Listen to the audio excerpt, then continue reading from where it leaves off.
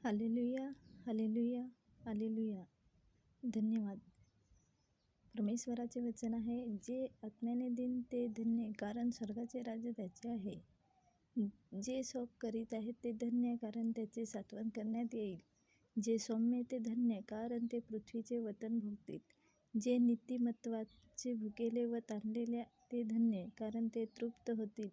जे दयाळू ते धन्य, कारण त्याच्यावर दया होईल. जे अंतःकरणाचे शुद्ध ते धन्य, कारण ते देवाला पाहतील. जे शांती करणारे ते धन्य, कारण त्यांना देवाची मुले म्हणतील.